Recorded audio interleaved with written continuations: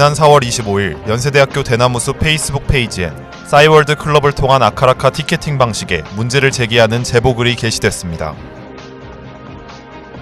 지난 4월 27일부터 28일까지 신촌 캠퍼스와 국제 캠퍼스의 학내 와이파이와 학술 정보 시스템에 오류가 발생해 학생들이 피해를 겪었습니다. 우리 대학교 국제 캠퍼스 기숙사에서 술을 마시고 소음을 발생시키는 학생들로 인해 인근 기숙사에 거주하는 학생들이 피해를 겪고 있는 것으로 나타났습니다. 지난 3월 28일 오후 6시 50분쯤 국제 캠퍼스 정문 앞 사거리에서 교통사고가 발생해 두 학생이 중상을 입었습니다. 연세인 여러분, 5월 둘째 주 YBS 뉴스를 시작합니다. 싸이월드 클럽을 통한 아카라카 티켓팅 방식에 문제가 제기됐습니다. 싸이월드 클럽 서버 시각과 한국 표준 시각은 5분 정도의 차이가 있지만 이는 사전에 공지되지 않았습니다. 최세연 기자가 취재했습니다. 중간고사가 끝난 우리 대학교 학생들은 19일에 있을 개교 133주년 아카라카를 온누리에를 설레는 마음으로 기다리고 있습니다. 하지만 이번 아카라카 티켓팅에서 경영대학 모반들이 사용한 방식이 공정하지 못했다는 지적이 제기됐습니다.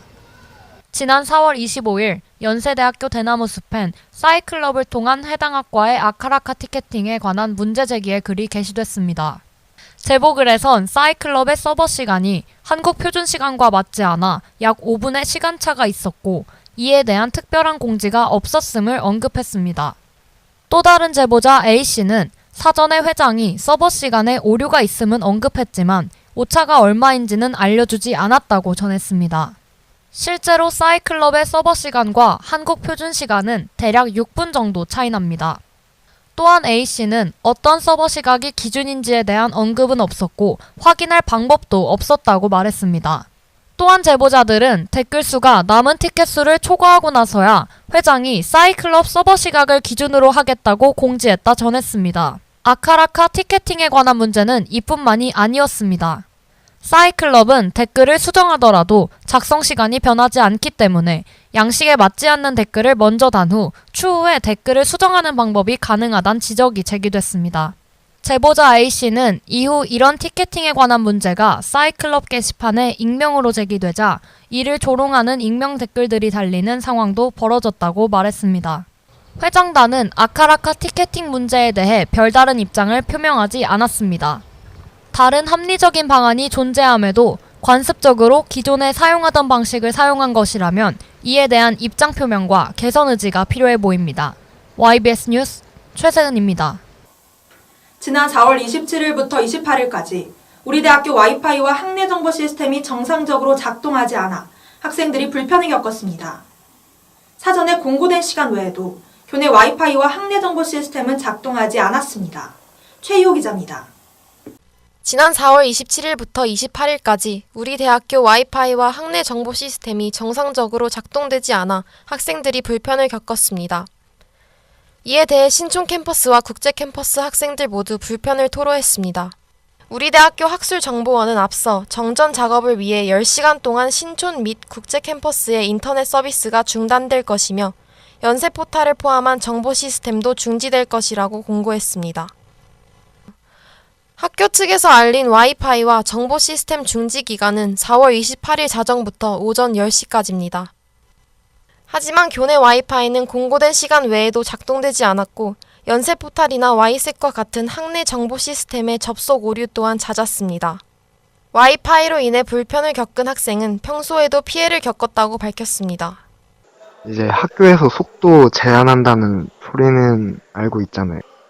근데 이게 문제가 과제를 할 정도의 속도도 안 나오고 이제 계속 끊기니까 학교에서 좋은 목적으로 와이파이 속도 제한을 한 건 좋지만 그게 너무 과도하기 때문에 이제 과제나 이제 필요한 행동이나 공부를 할 때도 문제가 많이 돼요. 이외에도 학생들은 교내 정보 시스템 오작동으로 인해 와이색을 통해 내야 하는 과제를 제때 제출하지 못하는 사례도 있었다고 밝혔습니다.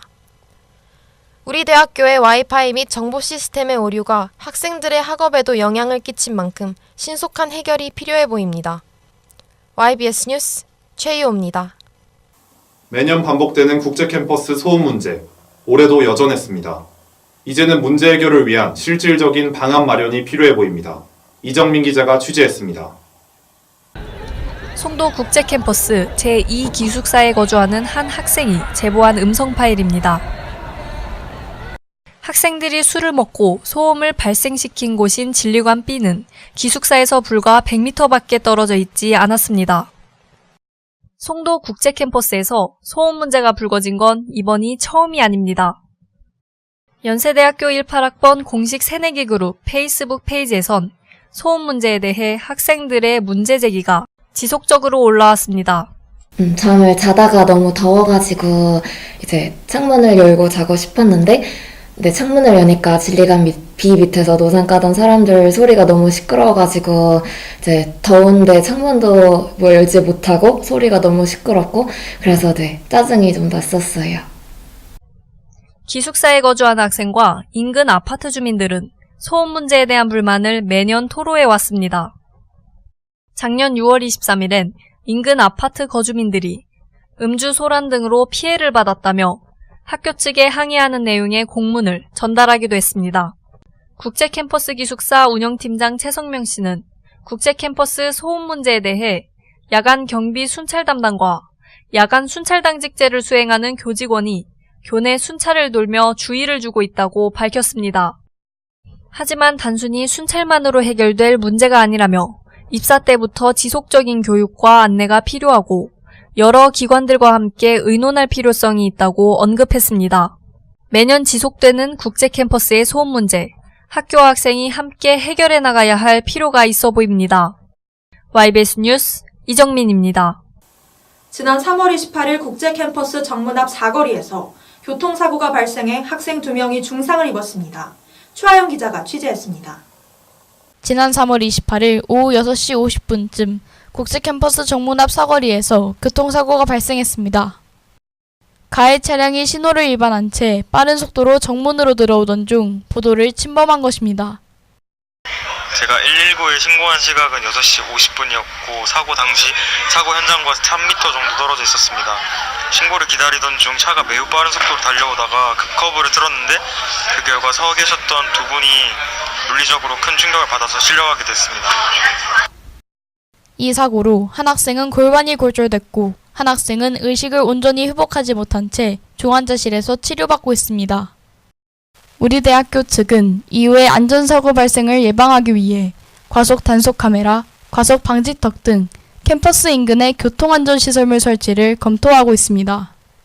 아울러 캠퍼스 정문 도로에서의 M6724와 같은 대형 버스 유턴 문제에 대해서도 버스 회사 측과 합의할 것을 논의 중에 있습니다. 해당 사건을 담당했던 인천연수경찰서 최종수 경위는 이 사건을 계기로 학생들이 운전 미숙 등으로 인한 교통사고의 위험성을 인지했으면 좋겠다고 밝혔습니다.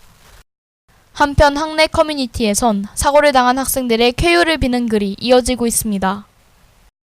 많은 학생들이 바라는 만큼 피해 학생들이 하루빨리 일상으로 돌아오길 응원합니다. YBS 뉴스 추하연입니다. 지난 5월 3일 우리 대학교 중앙운영위원회는 교육부 공문에 대하여 이번 대동제에서의 주류 판매 금지를 의결했습니다. 이에 따라 이번 대동제는 술 없는 대동제가 될 전망입니다. 달라진 대동제가 학생 사회에 어떤 변화를 가져올지 그 기추가 주목됩니다. 뉴스 마치겠습니다. 시청해주신 여러분 고맙습니다.